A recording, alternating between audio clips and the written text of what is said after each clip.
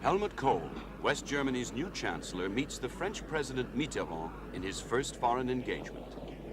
Dr. Kohl, now 52, is West Germany's sixth and youngest post-war Chancellor.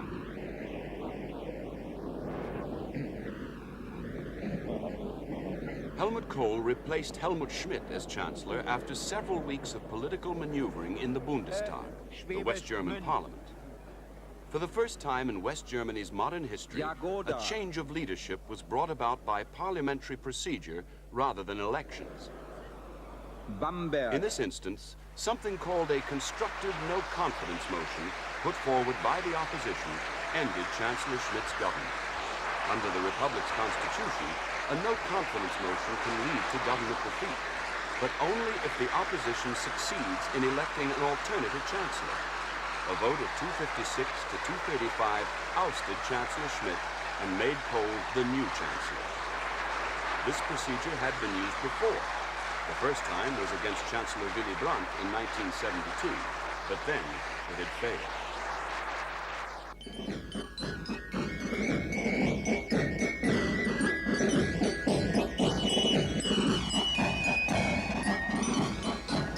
Helmut Schmidt's dismissal as Chancellor marked the end of an era in West German politics, the end of 13 years of social democratic government. The result, a realignment of German politics, not just in the Bundestag, where a new coalition now rules, but also of political parties throughout federal Germany. The end of the Social Democratic and Free Democratic coalition government was very much a parliamentary affair, and because of this, many German electors may feel robbed of the decision to choose their own government leadership. This feeling of frustration may prove to be very important in the next few months, and for the future of several smaller German political parties. A future especially uncertain for the Free Democrats, who withdrew their support for Helmut Schmidt and caused his fall. As for Helmut Schmidt, even after 8 years in power, he remains one of West Germany's most popular public figures.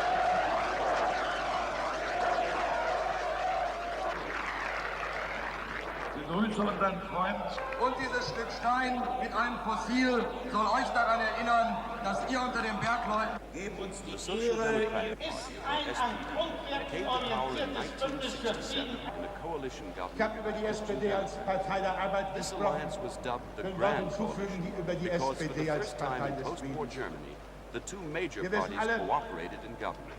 Ohne Frieden ist alles Within 2 andere years, the nichts. SPD had found another Deshalb coalition machen wir ja eine party, Politik the der Free aktiven Democrats, Friedenssicherung. or FDP. Under Deshalb Chancellor wünschen Willy wir, Brandt, und da West gibt es doch Germany keine became one of Europe's Meinungsverschiedenheit unter most Sozialdemokraten. respected and Das wollen influential doch alle, die countries. mit einem Mandat hierher gekommen sind. It was the time Wir of wollen alle Ostpolitik, the beginning of miteinander, normalized dass der relations Wahnsinn with the des German Wettrüstens Democratic endlich Republic aufhört. and Auch other das Eastern Bloc wird countries. dazu But Pflugscharen in geschrieben 1974, werden. Brandt was forced to resign because an East German spy, Gunther Guillaume, was discovered in his entourage. Helmut Schmidt succeeded Brandt immediately, and since then has kept his country at the forefront of the Western Alliance. West Germany's strategic location makes the country's security and stability vital to the defense of Europe. And equally important to Europe is West Germany's economy. Its strength or weakness can affect much more than the daily life of Germans. It can have rippling effects all across the continent. So far, West Germany has enjoyed stable government, strong currency, and a productive and efficient economy. In other words, it's been Europe's industrial powerhouse.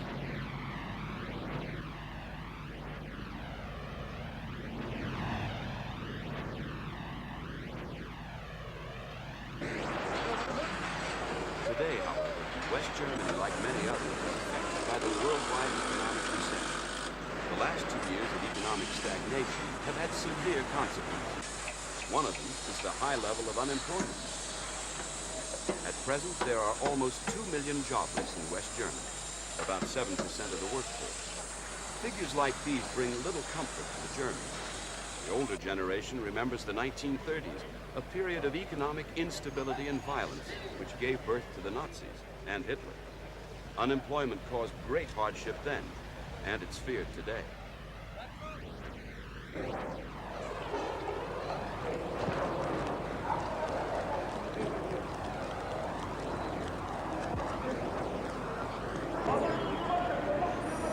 In some West German minds, the fear of unemployment is closely linked to the issue of foreign guest workers employed in the country.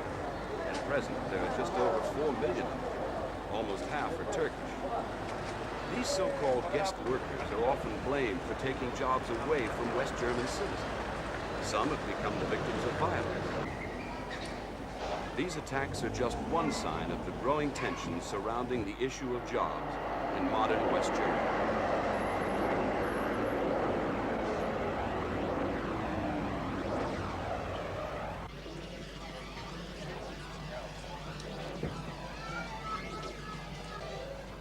For years, Germany was seen by others as one of the industrial world's strongest and most stable democracies. A strong currency and very low inflation rate, an average hovering around 5%, made West Germany seem immune to world economic fluctuations. As a result, a strong federal Germany was an important ally in Europe for the United States. Close ties between the two were particularly important in matters of security. Both governments are firmly committed to the Western alliance. Chancellor Kohl's new government will maintain German foreign policy commitments. In fact, Chancellor Kohl has assured President Reagan even more West German support in East-West related matters.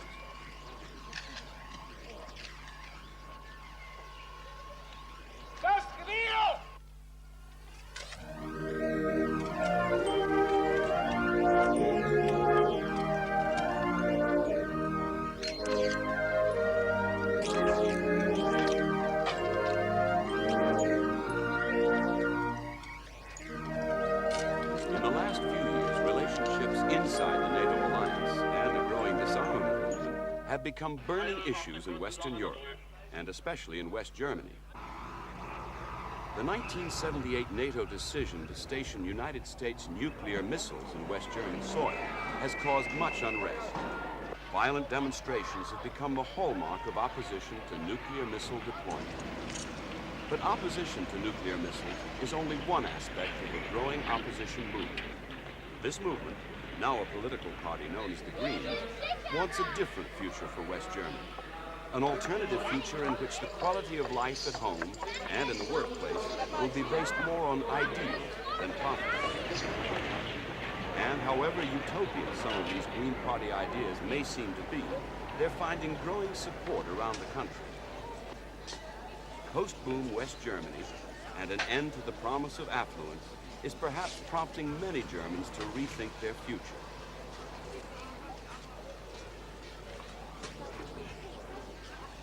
Recent bankruptcies and the deepening economic difficulties have resulted in the most momentous political changes the country has seen in over a decade.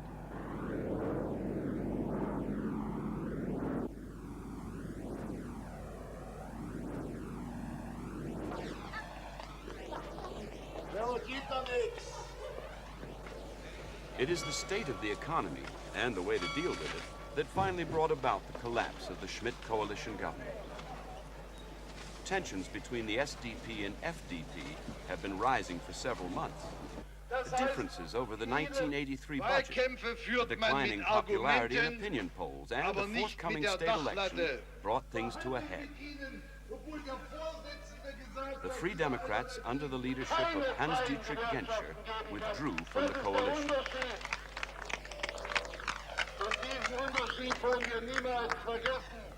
Deshalb ist für uns freie Demokraten auf allen Ebenen der Politik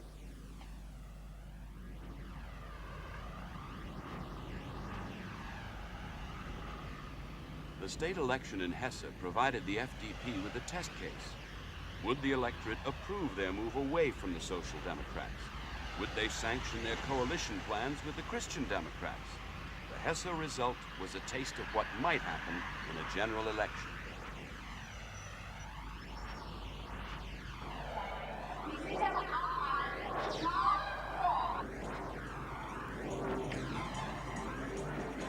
Hesse was critical for Schmidt's Social Democrats. A poor showing there meant their immediate downfall from government. all the top leaders turned out for the election campaign.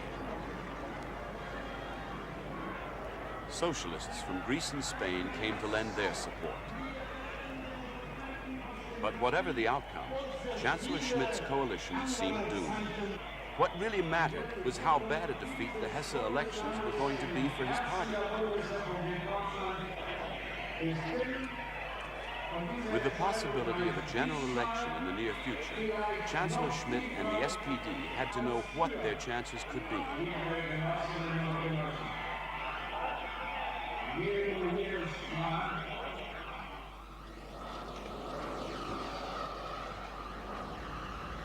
Beyond that, the elections would give an indication of what kind of realignment to expect for all the parties involved.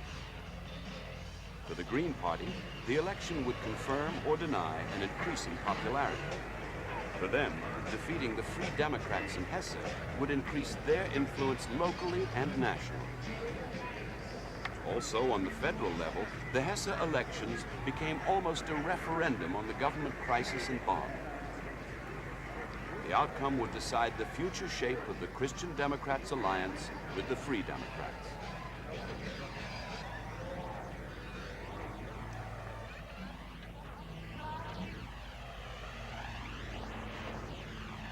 Hesse, September 26th.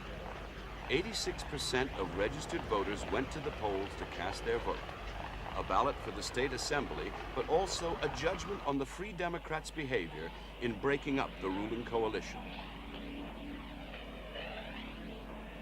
Opinion polls predicted a large Christian Democrat majority and a collapse for the SPD. But the real battle was between the FDP, the Free Democrats, and the Green Party.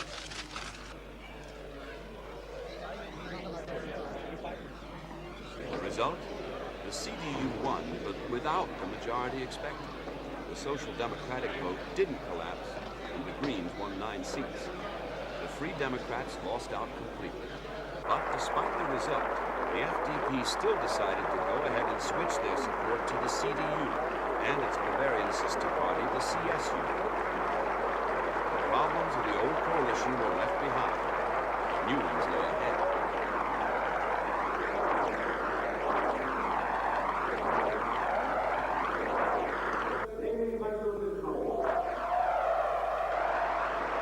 For the Free Democrats, the new coalition will be like the old one, an uneasy marriage.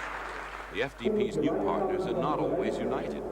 The Bavarian CSU's leader, Franz Joseph Strauss, is unlikely to get along with the Free Democrats.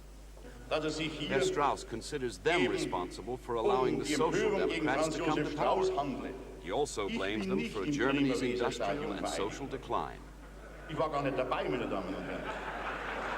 Franz Joseph Strauss is a controversial figure. He makes little secret of his political ambitions, which include the chancellorship, even at the Christian Democrats' expense. But for the moment, Herr Strauss isn't seeking any cabinet post. State elections in Bavaria require his full attention. Nevertheless, Strauss played an important part in the horse trading that took place during the FDP and CDU-CSU coalition discussions. With the horse trading over, the new Chancellor, Helmut Kohl, was elected and installed in his new office. But to get there, Dr. Kohl has had to agree a date for the next general election, one that suited both the FDP and Strauss. Das Grundgesetz und die Gesetze des Bundes wahren und verteidigen, meine Pflichten gewissenhaft erfüllen und Gerechtigkeit gegen jedermann üben werde. So wahr mir Gott helfe.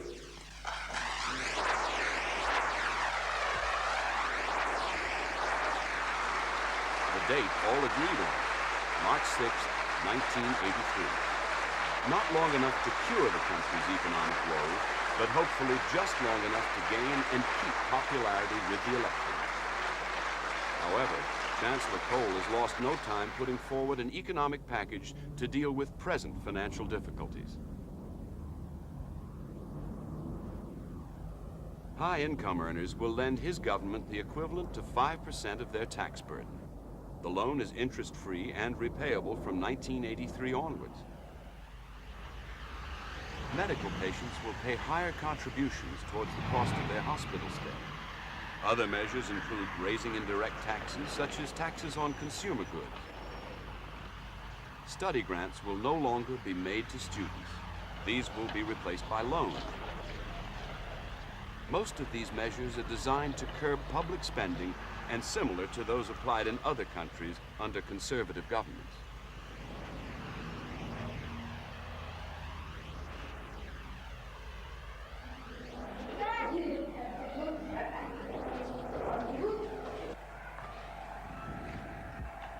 Social measures developed under the Social Democrats are being trimmed as government spending is being reduced. Among measures discussed by the new government is the humane repatriation of foreign guest workers. Financial incentives may be created to allow them to return home. Little has yet been decided, but the idea will continue to be discussed.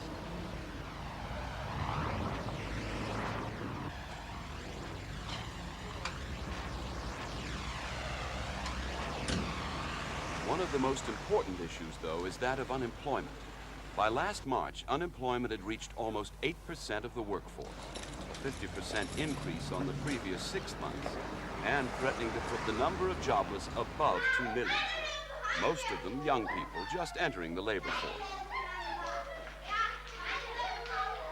The political change now taking place in West Germany is of historical proportion. The realignment of parties will have far-reaching effects and irreversibly change Germany's political landscape, even if Chancellor Kohl's new coalition doesn't survive 1983. For West Germany and its people, recent events and the near future will shape their lives for decades to come.